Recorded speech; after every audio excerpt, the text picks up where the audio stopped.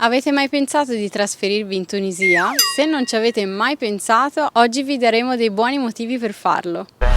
Wake up, today's gonna be a good day. Wake up, today's gonna be a good day. Wake up, today's gonna be a good day.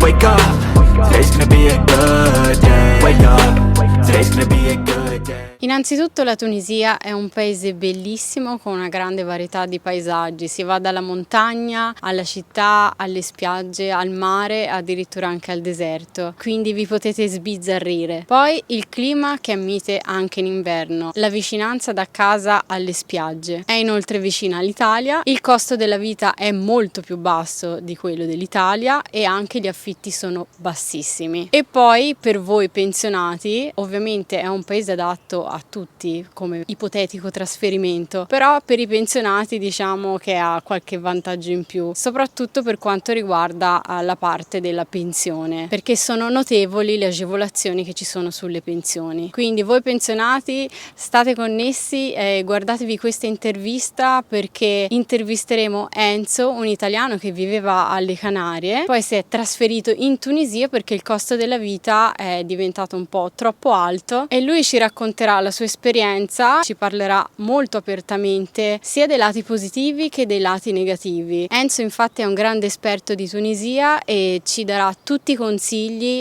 soprattutto per voi che siete intenzionati a trasferirvi e che vi ha incuriosito questa cosa, sulle cose da fare e ciò da non fare per non inceppare in quegli errori che vi possono costare cari. E vedrete che con una pensione italiana in Tunisia, una pensione normale, ci potete vivere molto bene. Quindi io non vi dico altro, vi lascio all'intervista e noi ci vediamo alla prossima. Buona visione. Ciao. Ciao Enzo, come stai? Ciao, piacere di conoscerti di persona vis-à-vis. È un piacere averti ospiti qui con noi, Italian Globetrotters. E grazie per avermi fatto questa proposta che ho trovato davvero interessante. Grande. Oggi l'intervista sarà sulla Tunisia, quindi Enzo ci dirà un po' tutto. Te dove stai di preciso in Tunisia? Io mi trovo a Monastir e oggi, come tutte le altre giornate, fa un caldo assurdo. Stiamo oltre 40, quindi Cavolo. È caldo. Bene, noi insomma era già un po' che cercavamo per fare un'intervista sulla Tunisia, poi insomma ti abbiamo visto dal tuo canale YouTube che insomma dai tante informazioni per chi vuol venire lì, sia su come si vive nelle varie città, ma anche per trasferirsi, per i pensionati, quindi ecco, parli proprio a 360 gradi, no, della Tunisia. Sì, praticamente io ho creato questo diario riportando praticamente quella che è stata la mia esperienza del trasferimento, e dato che ho trovato tantissime cose che non erano praticamente come avevo visto in internet, ho pensato praticamente che sarebbe stato bello poter creare una situazione in cui si dica realmente le cose come stanno, aspetti positivi, però anche qualche aspetto negativo, perché dai, voler far credere che è tutto oro, dai, ci sono problemi in tutto il mondo, poi che non ci siano qua, ci sono anche qua. L'importante è raccontarli e far scegliere alle persone per quello che vogliono fare al meglio per loro. Certo, il posto perfetto non c'è, quindi è bene capire di tutti i paesi aspetti positivi e negativi, poi uno in base alle proprie necessità sceglie dove andare, no? Bene, quindi partiamo allora con l'intervista e prima ecco di farti domande un po' più specifiche su come si vive lì, raccontaci un po' di te e che facevi insomma prima di arrivare lì. Beh, guarda, allora io mi sono arruolato diversi anni fa, non ti dico quanti, nei Carabinieri. Ho svolto il mio servizio fino all'età di 43 anni circa e poi, approfittando di un buco legislativo, come si dice, sono andato in pensione con il minimo, anche perché tra l'altro io avevo una passione per il teatro, per il cinema. Già da tempo mi stavo iniziando ad avvicinare a questo campo, finché sono praticamente andato sparato e mi sono qualificato anche nel settore web, ho studiato audiovisivo di comunicazione, sono stato poi in un altro paese fuori dall'Italia. Molte persone mi dicono: ma tu sei andato via dall'Italia, come ti trovi in Tunisia? In realtà io non sono andato via dall'Italia, io dall'Italia ci sono andato via oltre 10 anni fa. Mi sono trasferito nel 2015 a Tenerife e sono rimasto quasi 9 anni. Poi ho deciso di andare via. Sono andato in Italia, mi sono fermato un paio di mesi a casa di mio padre e avevo intenzione di sondare un pochettino alcuni paesi, tra cui, confesso, anche la Thailandia. Solo che però una serie di vicissitudini mie personali mi hanno portato a dover lasciare la casa di mio padre prima del previsto, diciamo, per cui senza troppo pensarci la Tunisia, ecco, un tiro di schioppo, vado, parto in Tunisia. Quindi ho fatto la valigia e sono arrivato in Tunisia senza nemmeno fare una settimana di prova. Non avevo proprio nessuna idea di quello che trovavo. Mi ero soltanto documentato nell'ultimo mese su tantissimi gruppi, mi ero registrato praticamente, ho perso il conto di quanti gruppi Facebook mi ero registrato, per cercare di capire un po' cosa aspettarmi, no? E non dico che quasi tutto l'opposto di quello che avevo letto, ma poco ci manca. Diciamo, più le informazioni sbagliate che ho avuto che quelle che non avevo. Te ne accorgi perché parli con una persona che ti dice io sono in Tunisia da 6 anni, mi trovo malissimo. Poi parli con un altro e dice io sono 5 anni che mi trovo benissimo. Non ho mai trovato un posto come questo.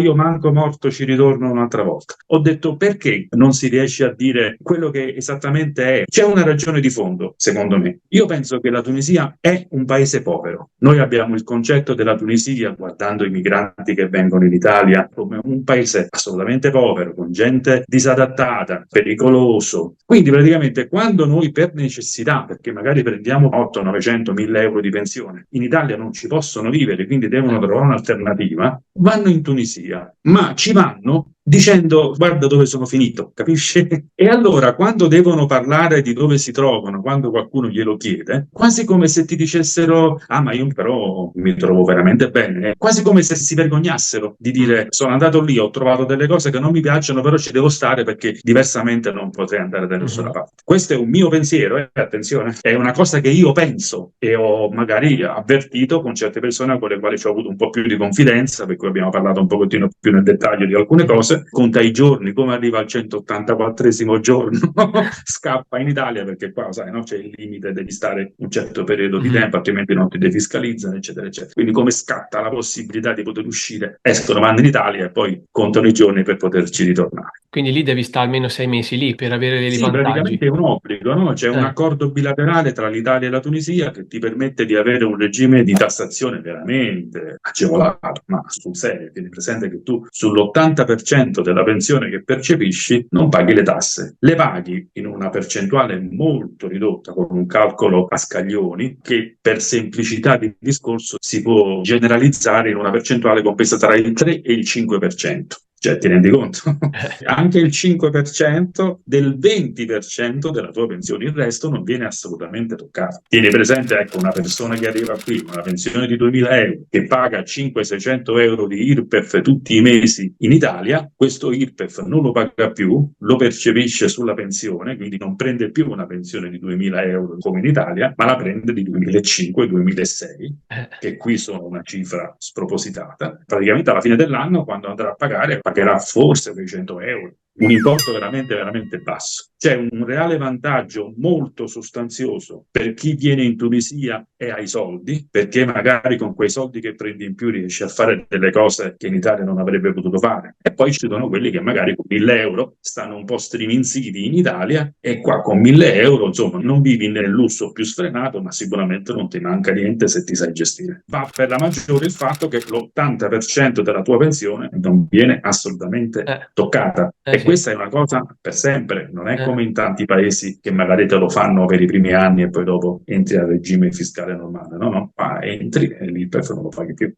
Cavolo, tanta roba. Però ci sono tanti però. Le persone che dicono venite in Tunisia perché si sta benissimo, io quelle persone lì personalmente gli darei una bella pedata nel sedere, perché se tu sei una persona che certe cose non le nota per niente, io conosco persone che quando camminano per strada fanno...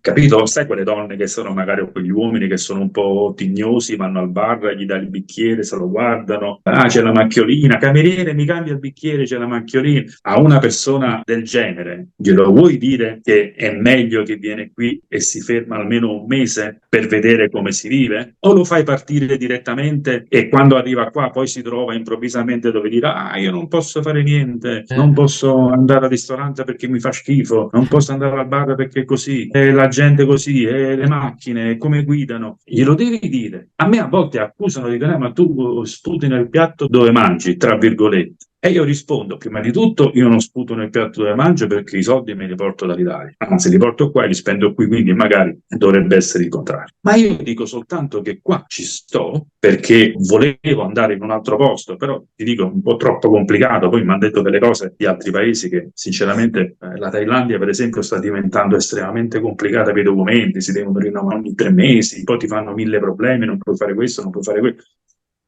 Cioè, non è che qua sei libero di fare come ti pare, però qua insomma è un attimino più tranquilla. E poi diciamo che c'hai sempre il fatto che tu con meno di un'ora di volo te ne vai in Italia, insomma, un punto d'appoggio ce l'hai sempre, quindi di conseguenza ti senti un attimino più sicuro. Però devi valutare e la cosa migliore è venire qui e stare, non dico un mese, ma almeno 2 settimane. Bisogna starci, provare, evitare i cosiddetti viaggi prova delle agenzie, che sono praticamente un viaggio pilotato su determinate cose in modo tale che tu poi alla fine dici sono stato benissimo, capito? E quindi poi alla fine ti decidi. Poi vieni qua e dici oh ma tutto quello che c'era prima, che fine, che fine fa? Cioè, mi porti nel ristorante migliore dove pago quanto pago in Italia e grazie che vengo trattato bene. Ma io devo andare anche nel ristorante tunisino, anche nel bar tunisino, altrimenti il risparmio dov'è?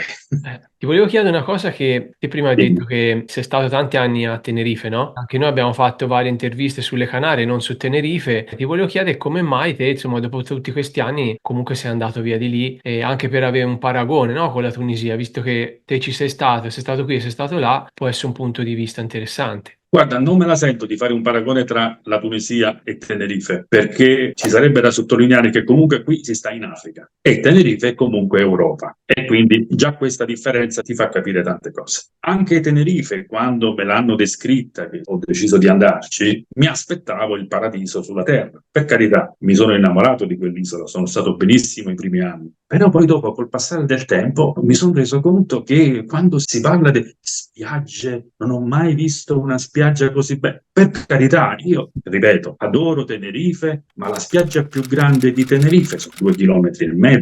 Le altre sono tutte piccole spiaggette che quando a volte sono piene di persone non trovi il posto manco per sederti con uno sgabellino. E poi c'è l'oceano, magnifico per tanti aspetti, ma pericolosissimo per chi per esempio non è un esperto nuotatore, perché tu entri in acqua e già a 50 metri dalla riva puoi avere profondità di oltre 200 metri. Non so se Tenerife era un posto che mi hanno descritto come incantevole, stupendo, eccetera, eccetera. Ci sono andato, ho trovato parte di queste cose, ho trovato gente cordiale, gente un po' più antipatica, qualche problema con gli italiani, perché purtroppo sembra che sia un problema a livello mondiale. Però il discorso è che col tempo il costo della vita è aumentato tantissimo. Quindi io è vero che avevo trovato delle cose che non mi soddisfavano appieno a Tenerife, però comunque avevo un risparmio di un 20%, 25% rispetto all'Italia. Quando questo è finito, quando mi sono reso conto di pagare 650 euro al mese di affitto, e allora ho detto no, a questo punto cioè, io vado via da qua. E poi è successo poi quello che ti ho detto. Bisogna dire le cose come stanno. Tenerife è finita. Secondo me sta diventando un'isola per persone benestanti, perché adesso con una pensione di 1500 euro forse riesci a vivere giusto giusto. Non ce la fai con meno. E invece lì in Tunisia il lavoro com'è? Cioè c'è il lavoro, si trova No, bene se uno vuol venire lì? no.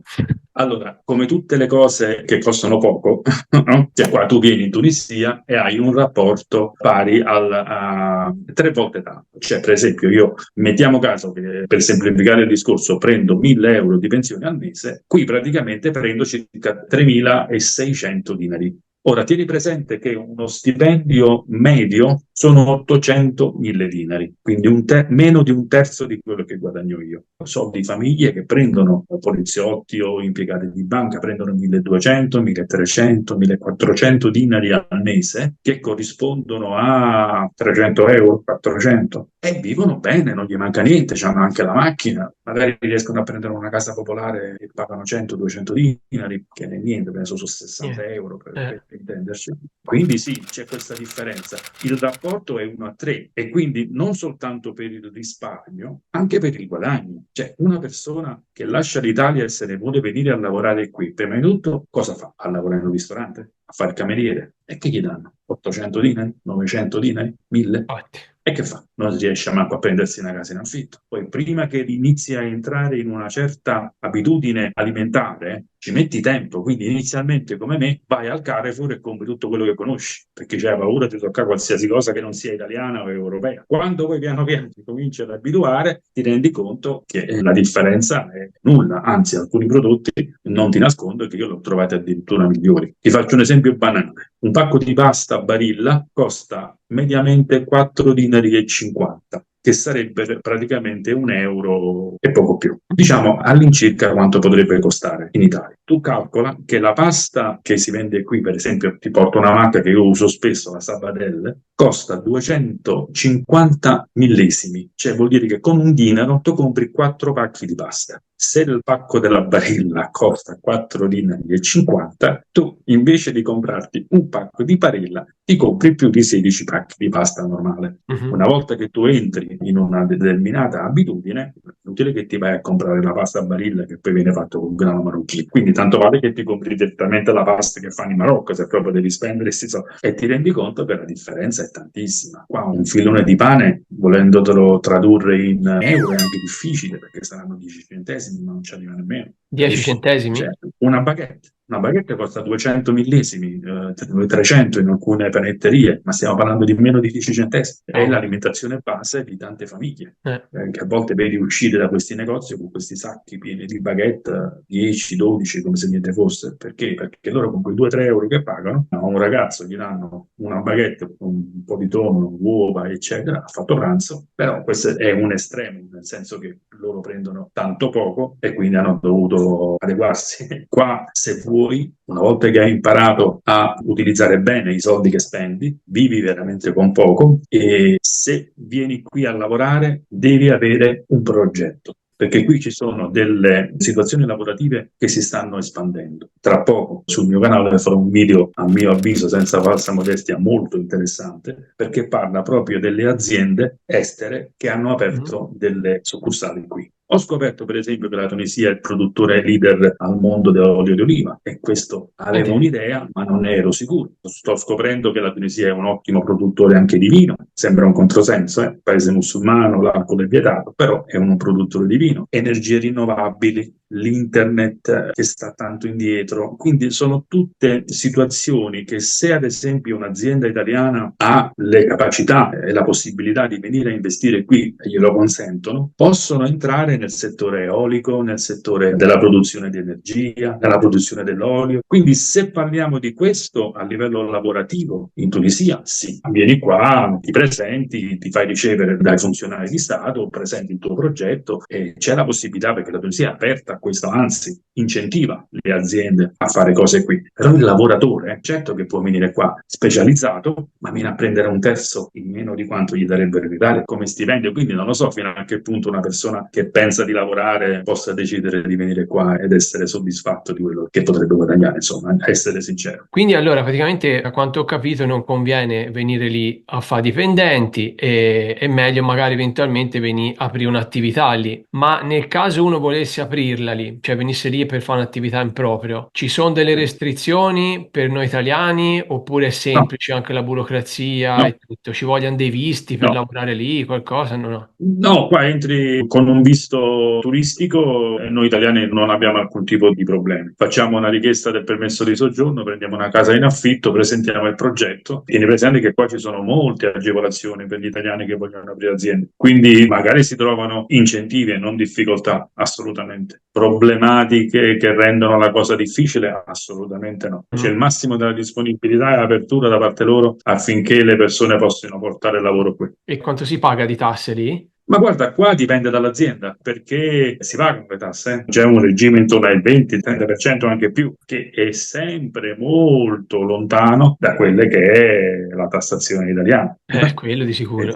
E ti volevo chiedere sempre del costo della vita, che prima ci hai detto un po' qualcosina, no? Sì. Però per quanto riguarda magari, non so, se uno viene lì per viverci e si deve comprare una casa o vuole andare in affitto, su che prezzi siamo all'incirca? Le bollette? Allora, guarda, ti dico subito che per comprare una casa io consiglierei a una persona che vuole comprare una casa, che ha la possibilità di farlo, di venire qui in Tunisia, starci 3 mesi, 6 mesi in affitto, perché tanto gli affitti sono abbastanza sostenibili, capire un po' come funzionano determinate cose e poi magari decidere di comprare casa. Sul mio canale ho già fatto un video che parla delle case, perché bisogna valutare tantissime cose. Comprare una casa per viverci può avere un senso, ma devi sapere cosa ti stai comprando. Ti compri una casa per subaffittarlo, affittarla per la vacanza, eccetera, eccetera. Anche qua torniamo allo stesso discorso che ti ho fatto precedentemente per quanto riguarda il lavoro. Qua è tutto rapportato, qua gli stipendi sono bassi, il costo della vita è basso e naturalmente anche una vacanza costa poco. Per cui ti prendi una casa che magari ti costa anche 70, 80, 90 mila euro, perché adesso i prezzi qui di vendita sono saliti e abbastanza, ti compri un prodotto che qualitativamente non si avvicina nemmeno lontanamente a quella che è la qualità di una casa italiana comprata e poi l'affitti. E prima che rientri dell'investimento di 90.000 euro, ci vogliono 30 anni con i prezzi che ci stanno qua. Sì, qua sono aumentati,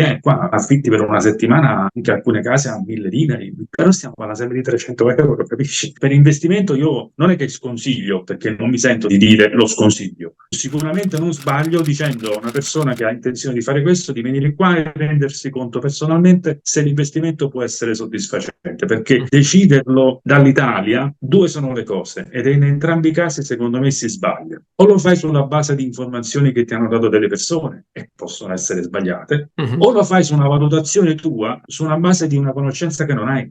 Quindi assolutamente venire qua e fare l'investimento, soltanto se si fanno due conti e si rende conto che uno insomma può avere un vantaggio, ok? Per quanto riguarda gli affitti, tieni presente che qua in una zona turistica, ti faccio 3 esempi. Hammamet, che è la località più popolare della Tunisia, forse non dico una stupidaggine, ma il 60-70% delle persone che si trasferiscono in Tunisia decidono di andare ad Hammamet. Hammamet è la più cara in assoluto, poi c'è Sousse che è una grande città e infine c'è Monastir dove sono io, che cominciano a essere località un pochettino più economiche se vogliamo usare questo termine e il costo è abbastanza basso. Ti vado nel dettaglio del costo. Allora, prendiamo un appartamento di 2 camere sul mare, quindi vista mare, non magari necessariamente vicino ma comunque a vista mare, ad Hammamet. Non credo che lo possa trovare meno di 1.200-1.300 dinari al mese. Fatto il rapporto di un terzo, stiamo parlando di 4,812, 400 euro. La stessa casa a Sus la trovi sicuramente a 1.200 dinari, perché ad Hammamet forse è più probabile che a Fronte Mare ce ne vogliono 1.500, 1.300, 1.400, ma a Sus sicuramente a 1.200 dinari la trovi e quindi già siamo sotto i 400 euro.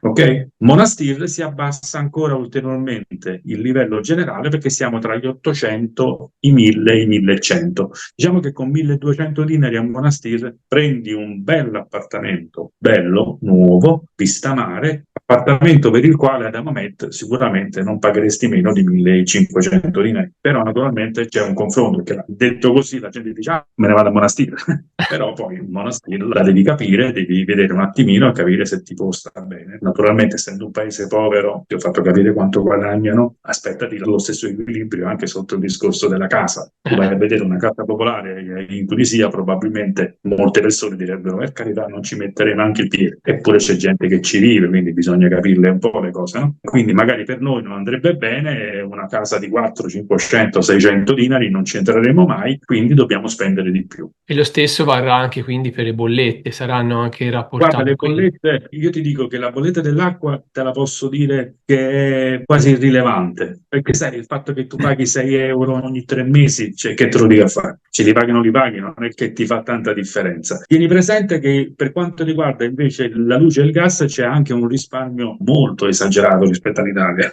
molto alto. Diciamo che qua con 25 euro al mese, 30, paghi luce e gas perché la bolletta arriva insieme. Naturalmente una famiglia con moglie, che so, un ragazzo, altri problemi possono consumare un poco di più. Come vogliamo mettere 10 euro di più, 40 euro al mese? Con Sì. 30-40 euro al mese paghi acqua, gas e luce. Metti pure l'acqua insieme, te l'ho detto, l'acqua addirittura arriva ogni 3 mesi, 19 dinari, 20 dinari, stiamo parlando di 5 euro, 6 euro, 7 euro. Mamma mia. Quindi io a volte manco lo dico, ma a una persona gliene frega poco se ogni 3 mesi gli prendi 6 euro dal conto, insomma, capisci? Si respira meglio, non lo so, ti senti più sereno, capisci? Vorrei Il vedere. fatto di dire, quanda c'è il condizionatore acceso stamattina e spegnilo un poco, risparmio. Arriva a un certo punto e dice, ma chi se ne frega?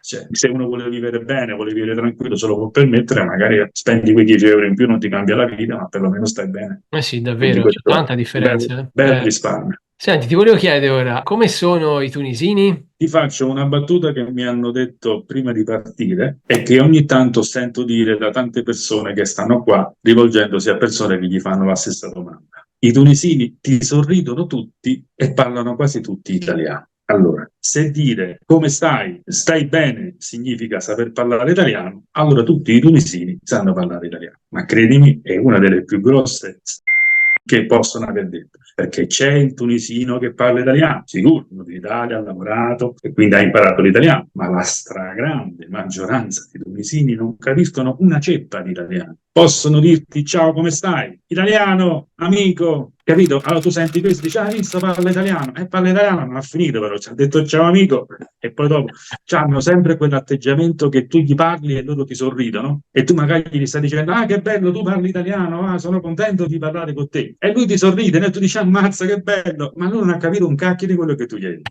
Si fa la classica comunicazione che la gente si aspetta di venire qua e trova che parlano tutti italiano, invece italiano non ci parla nessuno. Parlano il francese, quelli che si sono potuti permettere di andare a scuola. Questo è un altro discorso che affronterò sempre sul mio canale. La scuola e l'istruzione qua, che è il vero problema. Qua l'istruzione costa, quindi non tutte le persone si possono permettere di andare oltre un certo anno scolastico, punto nel quale iniziano a parlare la lingua straniera. È per questo che ti trovi molte persone che non parlano manco il francese. E allora quando non parlano anche il francese è veramente un problema, perché già il francese da usare con il traduttore, te lo dico per esperienza personale, tradurre una frase dall'italiano al francese, a parte che ci azzecca pochissime volte, ma rischi di comunicare una cosa completamente diversa.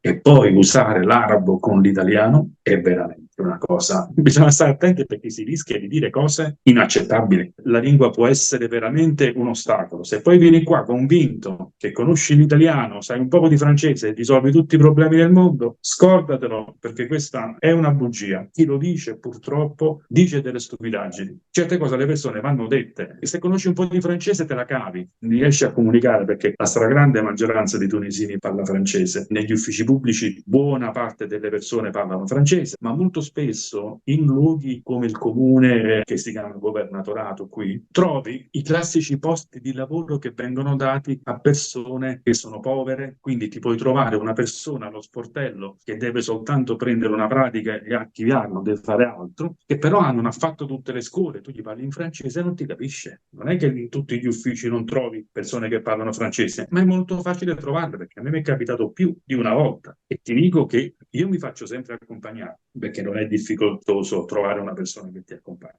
Tu fai capire alla persona che ti accompagna cosa vuoi, cosa devi fare, lui arriva e spiega. E per il discorso religione, da cattolici in un paese che comunque è musulmano, come ti trovi te? Nel senso, c'è comunque guarda, libertà di religione, è tranquillo, è pericoloso? Assolutamente sì. No. Io penso che la Tunisia in Africa, come nel mondo arabo, sia veramente un paese in cui della religione musulmana sia rimasta una forma molto, diciamo, occidentalizzata. Ad alcuni tunisini non piace che si dice questo, però bisogna riconoscerlo, perché se tu vai in un altro paese vedi tutte le donne con i capelli coperti, con questi vestiti lunghi che le coprono praticamente totalmente, mentre vieni qua in Tunisia, a Sousse per esempio, che è una città, trovi donne tunisine vestite normalmente senza nessun problema, gonne, pantaloncini, magliette, canottiere, che è quello che Poi sono stati aboliti già da diversi anni i matrimoni misti, per cui un tunisino può sposare una cristiana come una donna tunisina musulmana può sposare un cristiano, ma anche di altre religioni protestanti, cioè non c'è nessun problema. Anzi, ti dirò che ad Hammamet, ma forse anche in altre città, ma so per certo che ad Hammamet c'è una, se non addirittura due chiese cristiane che sono anche parecchio frequentate, e anche a Sus. E nessuno ti disturba, alle persone non frega assolutamente niente. Conosco personalmente ragazze che escono a volte in gruppo, due sono completamente coperte, tranne il viso, perché qua il viso coperto non ce l'ha quasi nessuno, e altre che stanno con la minigonna e stanno insieme. Quindi non è che ci sta una discriminazione da parte loro. Le discriminazioni le trovi nel momento in cui, invece di una grande città come può essere Sus o Hammamet, che sono abituati a vedere di tutto e di più, per esempio già a Monastir le cose sono un po' diverse, perché è un paese un pochettino più piccolino, la gente è più popolare, c'è quasi un desiderio di rimanere Un po' più di tradizioni.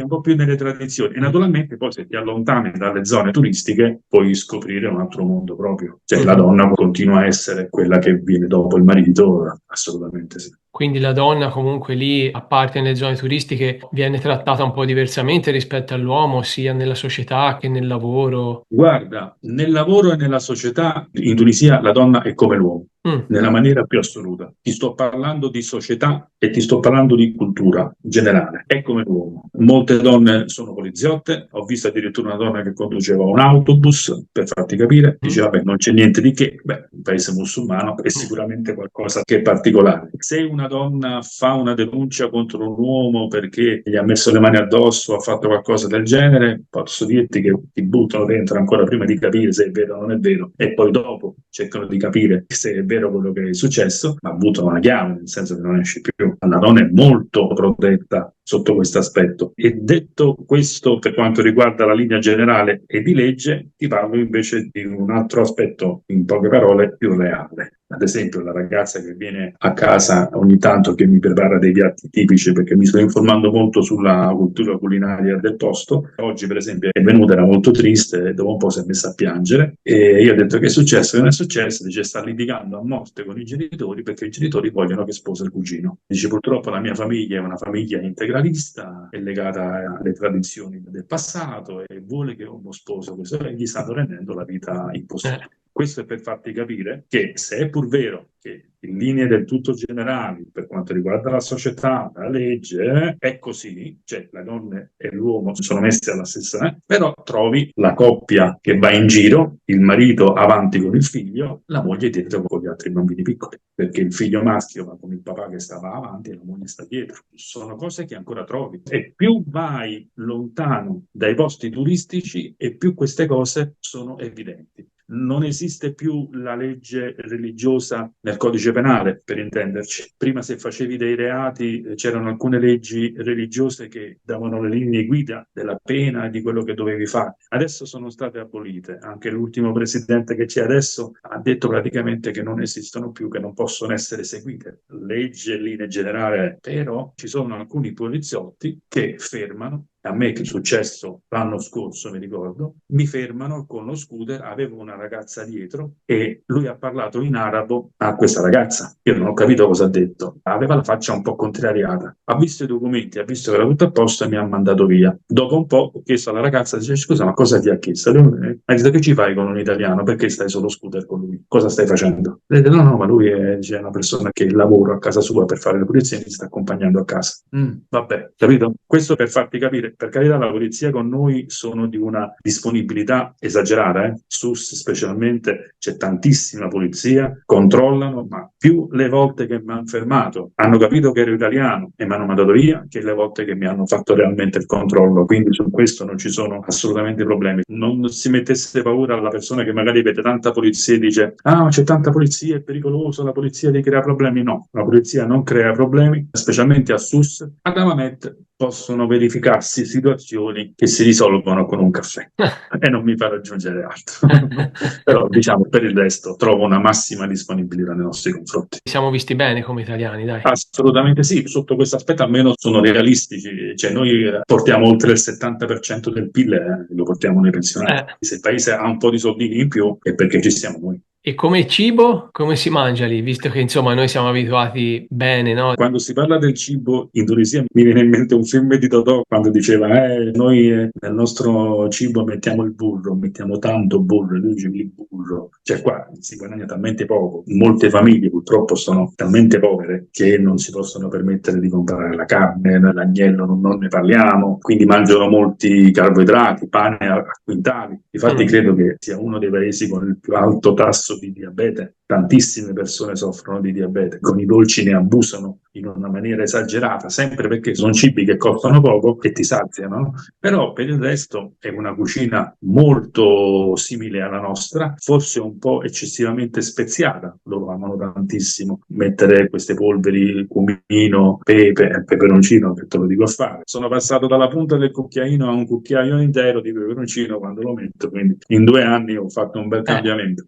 Anche con il cibo ti puoi sbizzarrire, andare al mercato del pesce e trovare il costo che è 1/3 rispetto a quello dell'Italia, beh, ti viene anche una certa soddisfazione di fate una bella mangiata di gamberoni che paghi 1/3 di quello che pagheresti in Italia. Quello che costa un po' di più è la carne rossa. La carne rossa comincia a costare in alcuni negozi anche 50-55 dinari al chilo, che stiamo parlando di oltre 15 euro al chilo. E ti rendi conto che una famiglia che magari ha un budget settimanale di 100 dinari, sicuramente non si compra la carne, si compra la verdura, si compra il pollo che qua sta intorno ai 2 euro al chilo e se lo compri vivo te lo ammazzano loro. Cioè, non so se vi è mai capitato, qua ci sono molti negozietti, le cosiddette superette o negozietti piccolini, li conosci perché fuori hanno le gabbie con le galline vive. Ah, senti. No? Tu arrivi là, gli dici che vuoi un pollo, lui prende il pollo dalla gabbia, lo porta dietro perché qua sono molto, cioè non ti fanno vedere sangue, cose, è molto difficile che tu troverai situazioni del genere, quindi vanno dietro, te lo ammazzano, te lo spellano, te lo fanno in pezzi e te lo vendono e diciamo che il prezzo al chilo arriva sui 2 euro, 2-3 euro, comprandolo in questo modo. Naturalmente se vai al supermercato, compri il filetto del petto di pollo, lo paghi sui 5 euro, quindi come vedi il costo è buono. Carne rossa, agnello, queste cose qua sono un po' care. Frutta, ortaggi, stiamo nell'ordine dei 50 centesimi, 80 centesimi al chilo, quindi anche queste sono cose che compri veramente con tantissima facilità. Certo, se vuoi andare al Mall of Sus, al Carrefour e comprare tutto lì, per carità, spendi 3 volte tanto, però una volta che inizi a capire dove stanno i mercatini, dove trovi la cosa più fresca, perché qua per esempio non hanno idea di cosa siano i pesticidi, qua non li usano, qua usano ancora quei prodotti per gli insetti grossi, grossolani, che tu sotto l'acqua lo sciacqui e il frutto è buono già. Si è voluti migliorare, invece si è creato degli antiparassitari che penetrano la buccia. Qui in Tunisia non hanno questi prodotti che sono cari, quindi il piccolo produttore magari non ci mette manco niente, quindi tu trovi una mela mezza schiacciata con una macchiolina, cioè sicuramente se guardi le condizioni in cui vengono venduti gli ortaggi ti prende un colpo, dici ma no, ma che è sta roba, no? Però poi ci rifletti un attimo e dici non è tutta roba lucida, perfetta, capisci? Perché? Perché sono persone che magari hanno un pezzo di terra, coltivano dei prodotti, li vanno a vendere al mercato, ma non si possono permettere di comprare nemmeno un pesticida. Quindi hanno le insalate, non ti dico quando pulisco l'insalata a casa mia, devo stare attento perché altrimenti mi trovo le lumache per una settimana che mi girano per tutta la cucina. E tra le foglie trovi sempre quelle lumachine che si infilano. Se ci sono è segno insetti, buono. cavolo, perché se ci sono gli insetti vuol dire che non ci sono antiparassitari dannosi che vanno a finire dentro all'ortaggio. Sotto questo aspetto devo dire che sono rinato. Sentire il gusto di alcuni frutti che avevo completamente dimenticato, la nespola, il cocomero, che costa veramente zero, hanno un sapore pazzesco. E senti, il clima lì com'è? Prima ci hai detto che era bello caldo, ora no? Guarda, è ottimo il clima qua perché, specialmente per chi odia l'umidità, stare in un paese dove l'aria è secca, cioè il caldo è un caldo secco, insomma, è sicuramente il più sopportabile. Non ti nascondo che io ho sofferto molto di più il caldo in Italia e parlavamo di temperature all'epoca, io abitavo a Rieti, temperature di 35 gradi e però con un tasso di umidità esagerato si moriva letteralmente, cioè stavi sempre sempre praticamente con le gocciole. Qua no, qua diciamo il sole certe volte crea problemi. Io non me ne sono reso conto, ho fatto un viaggetto in scooter più lungo del normale in maniche corte e la sera ho dovuto mettere 2 o 3 volte una crema per le bruciature perché praticamente avevo gli avambracci che avevano cambiato colore. Cioè qua il sole picchia specialmente negli orari di punta, è forte. C'è molta siccità, c'è il problema dell'acqua, ma purtroppo so che in Italia anche diverse regioni purtroppo hanno il problema dell'acqua serio, è importante. E anche qui il problema dell'acqua è importante, anche se quando si parla di queste cose con alcuni tunisini ti storciano un po' il naso, perché molti sono convinti che si tratti soltanto di un problema politico, perché è vero che è un paese secco, è vero che piove molto poco, però ad esempio ho parlato con dei tunisini, mi hanno detto che il presidente tunisino aveva detto che quest'anno ci sarebbero state meno interruzioni della fornitura dell'acqua perché era piovuto tanto, insomma c'erano state delle belle giornate di pioggia, mentre invece quest'anno le interruzioni del servizio idrico negli appartamenti è stato peggiore anche dell'anno scorso. Però sicuramente è un paese secco e quindi di conseguenza il problema dell'acqua è serio, ma il problema dell'acqua è importante ma risolvibile. Io ho un appartamento al 3° piano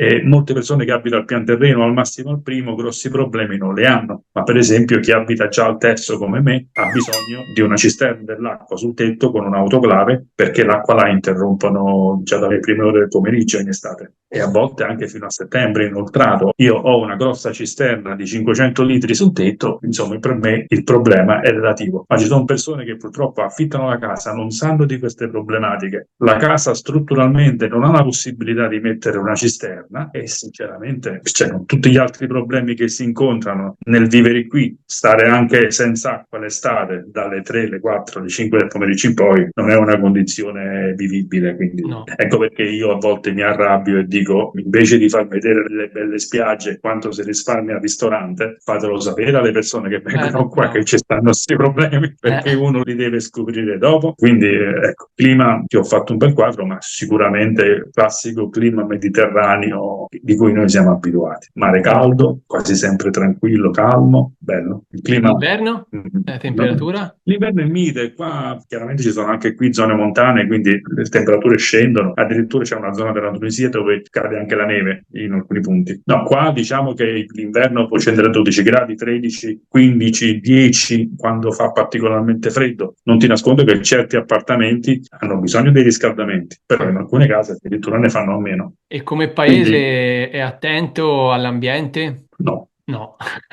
No, mi spiace dirlo, ma qua c'è un enorme consumo di plastica, ma è una cosa oscena. Qui mettono qualsiasi cosa nella plastica. È un paese povero, tante strutture statali non ci stanno proprio, non sono proprio previste. Sì, qualche albergo ho sentito dire che fa la differenziata, ma quello poi dopo che succede quando ha fatto la differenziata con quello che vanno a differenziare, io non lo so.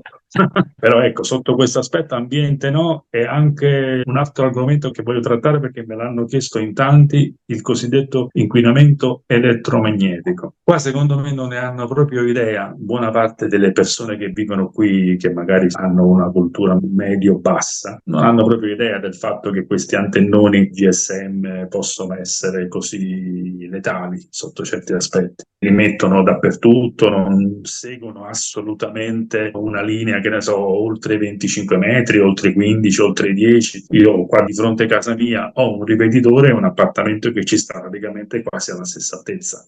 Quindi ti lascia immaginare, io a volte sono influenzato dal suo elettromagnetismo. Sai, ogni tanto mi viene la curiosità di vedere quanto stiamo. E stiamo belli altini e ci sto distante da questo ripetitore. Immagino quello che può essere quello che ci abita là. Secondo me la mattina si sveglia con i capelli elettrizzati. Ce n'è uno qua, ce n'è un altro di fronte, ce n'è un altro al lato. E dato che l'internet in casa è veramente pessimo, perché qua in Tunisia non esiste la fibra, qua devi essere fortunato se ti trovi in una zona nuova con impianti nuovi eccetera ad avere quei 20-30 mega, altrimenti la media generale va tra i 10 e i 15 mega, con 5 mega di upload scarsi che la sera si connettono tutti quanti e praticamente non fai un tubo, mentre invece con i cellulari si riesce a fare qualcosa di meglio, il costo sale un po'. Sì, questa è una cosa che molte persone me lo chiedono, magari fanno alcune cose online, chi lavora con le criptomonete, deve sapere queste cose. E come sicurezza è un paese sicuro lì? Assolutamente sì. Allora, ti spiego. Parliamo sotto l'aspetto nostro di italiani che eventualmente si trasferiscono, ok? Per noi italiani, ai quali è consigliato di vivere in determinati posti turistici ed è sconsigliato caldamente di andare a vivere in posti popolari, lontani dalle strade turistiche, c'è la massima sicurezza. Rispetto a quello che vedo che succede in Italia, c'è, per carità, qua la sera in giro donne, uomini senza problemi, bambine che giocano, non ci sono assolutamente problemi. Le persone sono tendenzialmente cordiali, non c'è quell'astio, quel nervosismo. Forse in zone altamente turistiche tipo Hammamet puoi trovare qualche tunisino un po' scontroso, un po' antipatico, però perché è arrivato a esserlo, voglio spezzare una lancia nei loro confronti, come si dice, perché noi a volte sappiamo essere veramente odiosi e quindi certe volte il loro atteggiamento scorbutico è dovuto forse al nostro. Difatti, se ti allontani e vai in quelle zone un pochettino più popolari, tipo Monastir, trovi quasi sempre persone che è difficile che ti rispondono male. Qua guidano da matti, veramente da matti, ma ti chiedono sempre scusa. Qualsiasi cosa fanno, tu li suoni, dici, oh, ma che cavolo fai? Ma dai la strada, stai contro mano, vai così, vai con là. E loro fanno sempre scusa. Nei negozi, se non ti riesci a spiegare, trovano sempre il modo per capire quello che cerchi. No, devo dire, sicurezza e disponibilità nei nostri confronti è garantita. Chiaramente, anche se alcune persone dicono assolutamente di no, ma poi se lo dicono si scopre che magari hanno agenzie di trasferimento e quindi hanno interesse a dirtelo, per non diffondere paure. I furti negli appartamenti. Prendere un appartamento al pian terreno potrebbe essere pericoloso, ma non perché ti entrano le persone in casa quando stai a dormire, perché questo in realtà non si è mai verificato. Però dato che la stragrande maggioranza degli italiani stanno 6 mesi e se ne vanno per altri 6, molti italiani che sono ritornati hanno ritrovato la casa pulita, e non pochi, e quindi hanno dovuto ricomprare tutto, la carta, televisore, frigorifero, e lavatrice e compagnia bella. E non è il caso isolato, succede spesso. Chiaramente nella zona turistica, con appartamenti vicini, il vicino che ti controlla, gli antifurti, le cose, diciamo che tendenzialmente stai abbastanza tranquillo, però se ti prendi un appartamentino un po' fuori dal centro turistico,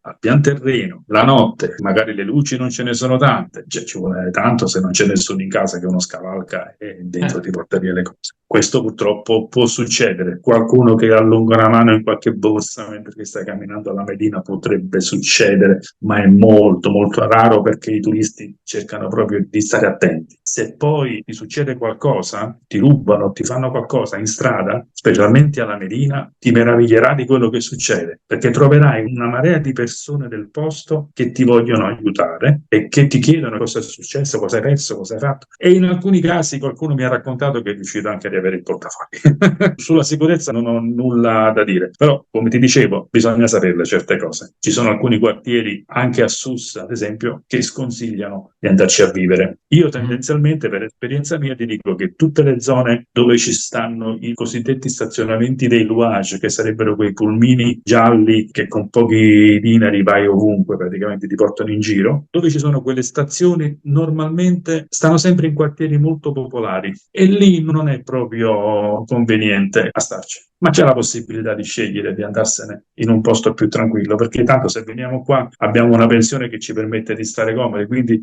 se dobbiamo pensare di spendere qualcosa in più, spendiamola per la casa in un bel posto, piuttosto che risparmiare sulla casa, risparmiamo su qualche altra cosa, ma la casa prendiamocela in un posto tranquillo e fatto bene. È importante, certo. Come è importante anche, soprattutto se uno venisse da pensionato, la sanità. Infatti io ti volevo chiedere anche quello, perché lì com'è? Pubblica, privata, di qualità? Allora, la sanità privata è di qualità altissima e non è nemmeno cara. Fai analisi in laboratori super attrezzati e ce ne sono anche tanti, tra l'altro. A Sousse ci sono i 4 più importanti ospedali di tutta la Tunisia. A Monastir c'ha i centri universitari più importanti di tutta la Tunisia. Con le cliniche private riesci a fare qualsiasi cosa. Difficile che qualche cosa non si riesca a fare in clinica privata. Invece, per quanto riguarda la sanità pubblica, c'è da non parlarne proprio del tutto bene, anche se sotto certi aspetti ci si può arrangiare, nel senso che io ho avuto un piccolo incidente con lo scooter, mi sono rotto l'omero della spalla, sono andato in un ospedale pubblico a Monastir e è vero che sotto l'aspetto pulizia lasciava molto a desiderare, però devo dire che nel loro caos io in 20 minuti ho fatto tutto, 20-30 minuti sono andato via, cioè a me mi hanno visitato, mi hanno fatto la lastra, mi hanno portato dal medico, mi hanno visto la spalla, mi hanno messo il tutore e poi è quello che ho pagato 10 dinari, stiamo parlando di pochi euro, la visita, 40 dinari il tutore che mi hanno fatto pagare perché loro non hanno attrezzature mediche, però ci sono alcuni ospedali che ho visto in lontananza certe volte, specialmente a Susti in alcune zone, dove se si può evitare di andarsi a far curare, io lo consiglio vivamente. Però purtroppo per il discorso sanitario è un problema, sai, perché fare un contratto di copertura assicurativa qua in Tunisia è un problema, perché non te lo fanno se superi un certo numero di anni e naturalmente chi viene qua sono per lo più pensionati e quindi molto spesso sono già fuori dai limiti e quindi non li assicura nessuno. Provano a fare dei contratti sanitari in Italia, ma mi hanno raccontato cose allucinanti di rimborsi parziali che invece di prendere, per farti un'ipotesi, 1.000 euro di risarcimento, te ne ridanno soltanto 300 perché trovano 10 milioni di scusanti per non pagarti. E cosa grave, specialmente quando non ti rivolgi alle agenzie che fanno queste cose, che non pensano tanto alla tua cura, è che molto spesso ci sono convenzioni con cliniche ospedaliere che magari nella zona dove vivi non ci sono. Per cui tu sei un paziente che è curabile gratis con la tua convenzione nella clinica Pinco Pallo, ma la clinica Pinco Pallo c'è solo a Tunisi, nel paese dove ti trovi non c'è, quindi che fai? Vai all'ospedale più vicino e paghi. Qua un ricovero ti possono dare una bella bastonata, nel senso che un ricovero potrebbe iniziare a costare già più di oltre 100 euro al giorno. Un intervento potrebbe costare già qualche migliaio di euro. Quello che è veramente tranquillo dal punto di vista economico sono le analisi e gli accertamenti. Qua se devi fare una lastra, devi fare un'ecografia, vai e la fai, non devi prenotare nulla. Vai, paghi 60 dinari e 20 euro e ti fai tutto quello che ti devi fare subito, immediatamente. Anche la TAC, io sono andato a informarmi perché non me la vorrei fare prossimamente e la signorina già stava scrivendo. Io ho detto: cosa stai scrivendo? Ha detto: non vuoi fare la TAC? No, io ho chiesto soltanto, me l'avrebbe fatta subito, penso. In Italia credo che si vada oltre un anno. Anche di più. Sulla sanità bisogna rendersi conto, è tutto molto personale, dipende da quello che c'hai. Se hai patologie serie, importanti, venire qui in Tunisia potrebbe essere un problema. Meglio informarsi, parlare col proprio medico. Questo è un ottimo consiglio, sì. Assolutamente sì. Allora che si è detto tutte queste cose, allora riassumiamo brevemente un attimo quali sono i pro e i contro di vivere lì in Tunisia. I pro assolutamente il risparmio, perché io credo che la stragrande maggioranza delle persone che viene qua non lo fa perché si innamora perdutamente della Tunisia, anche se ha degli aspetti che si fanno piacere, le persone disponibili, una tranquillità estrema, un modo di vivere più rilassato. Forse la persona estremamente tecnologica che è abituata a una vita frenetica qua forse c'ha qualche difficoltà, però piano piano ti abitui.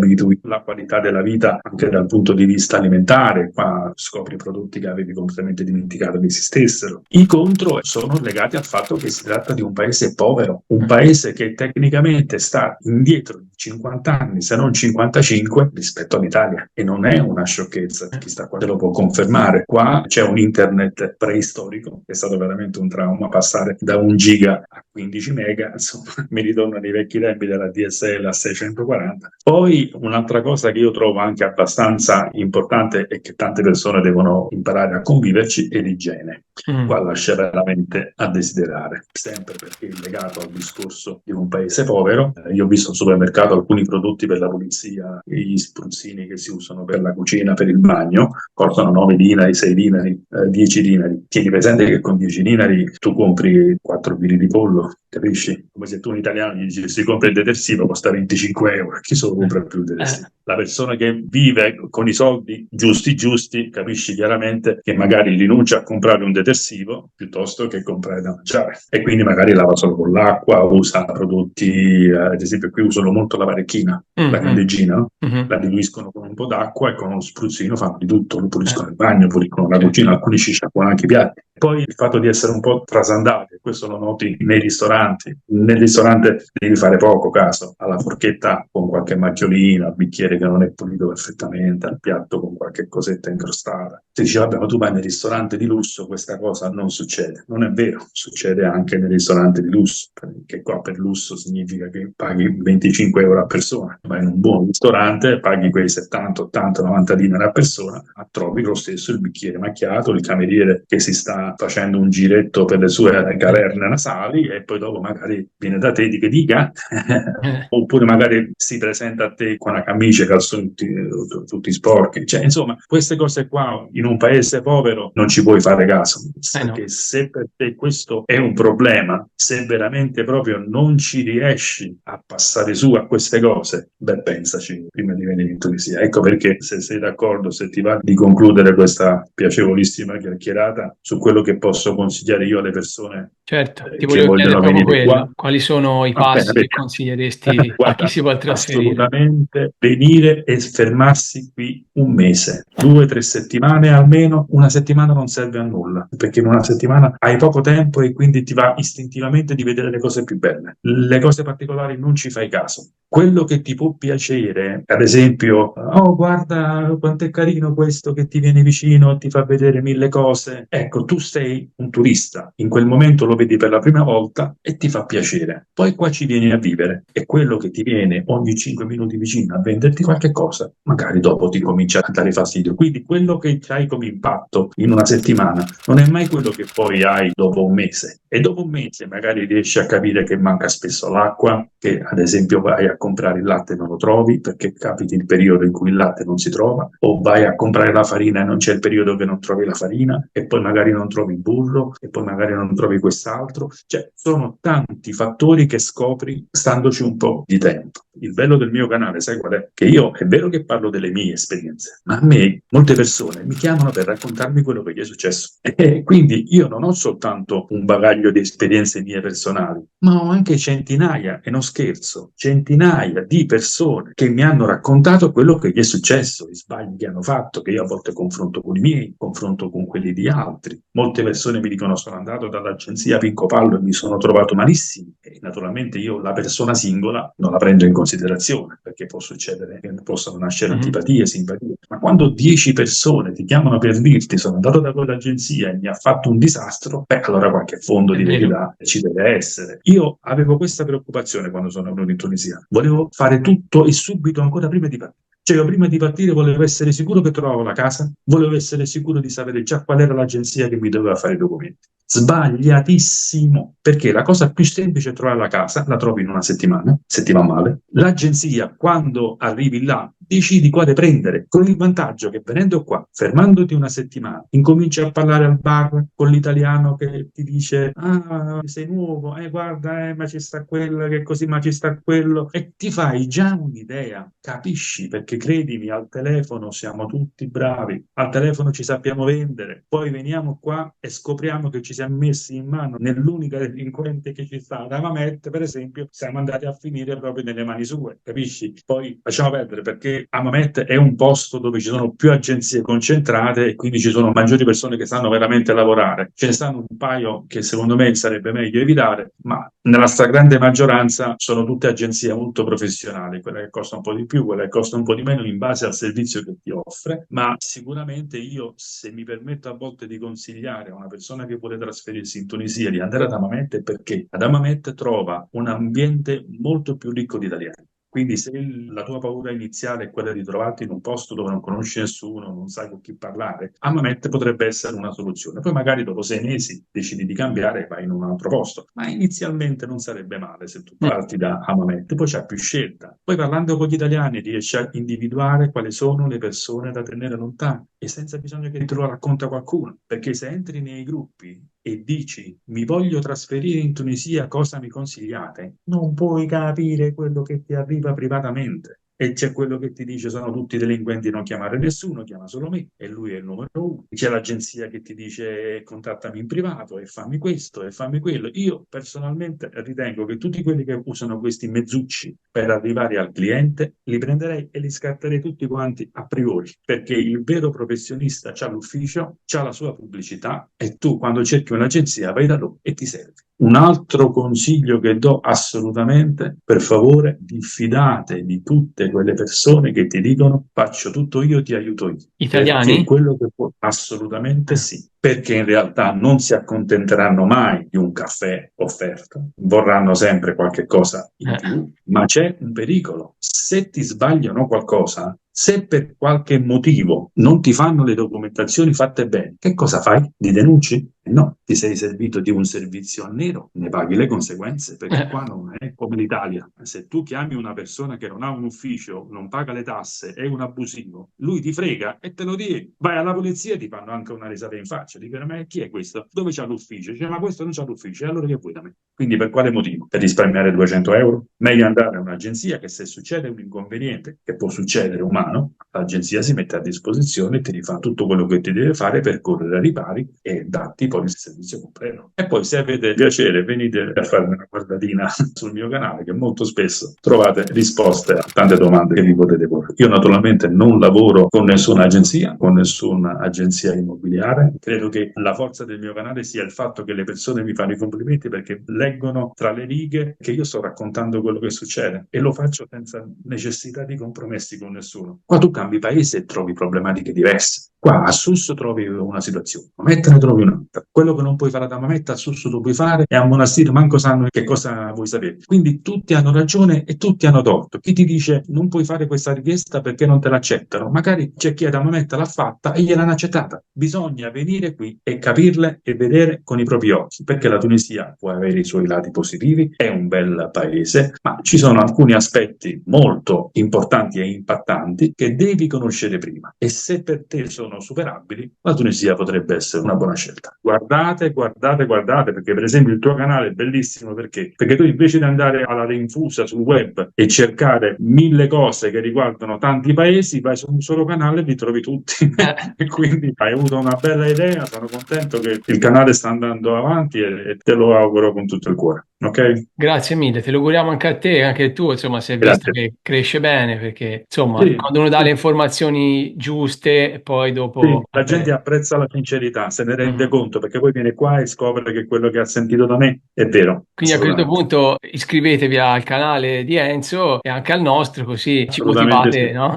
Sempre a fare bene. Assolutamente sì. Hai avuto una bella idea e mi ha fatto piacere farne parte. Grazie a te di essere stato nostro ospite, ci ha fatto anche a noi tanto piacere. Ok Enzo, ciao, un abbraccione Ciao a tutti. dall'Italia, un Grazie, anche a salutone te. al nostro Italian Dalla Globetrotter, Dalla calda Tunisia. dalla calda Tunisia. Ciao. Ciao, ciao Enzo.